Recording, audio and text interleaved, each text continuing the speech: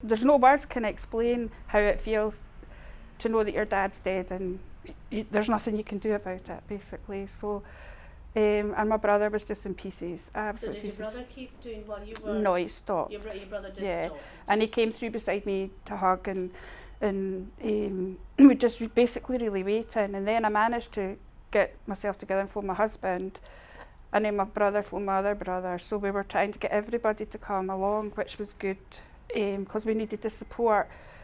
And then, to be honest, it's just like, it's a whirlwind. I feel the paramedics arrived, they came in, they shut the door, we didn't know what was happening, they were working on Dad in the bedroom. It's just like, your expectation was that they were going to come and see he was okay, basically, to be honest, so it still wasn't realisation. And then they called for, I can't remember what they call them, but is it Medic Ones, I think, with more equipment, and because they still had a reading, so they were still wanting to work on them. So they called for them to come, then they arrived. So that was like in a tiny wee flat. It felt so claustrophobic by then.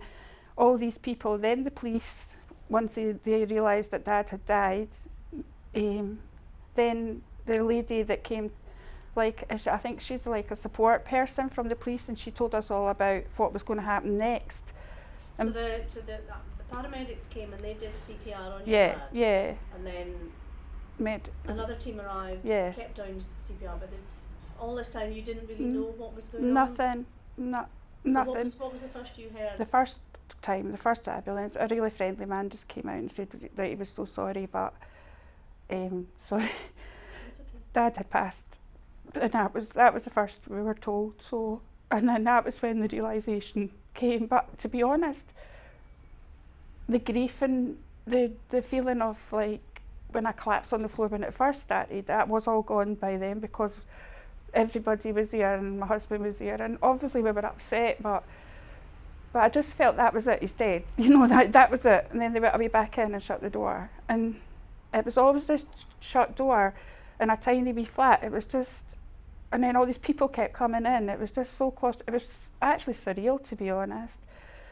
The police didn't hang around. They eventually went away once, you know, that they knew that Dad had died, and there was nothing sinister, really, to be honest. And then this lady took us through what would happen next, forms, where to go for funeral, and, you know, like what would happen with Dad now and stuff. So she gave you the sort of practical advice that you did. But again, because I was the oldest, my brother, my younger brother's not really good at that stuff, and my middle brother David, that had been in the flat, he was quite drunk and just wasn't taking it in. So they came to me, and I was the contact for it, for everything. But luckily I had John, my husband, because without him I don't think I would have got through it. Then it was time for Dad to go. No, they said we could go in and see him if we wanted to. And I don't know why, to this day, that I went in, but I did. But it was the best thing I ever did, because Dad and I were really close, and I just gave him a kiss and said goodbye, basically. Still not believing that he was gone, you know.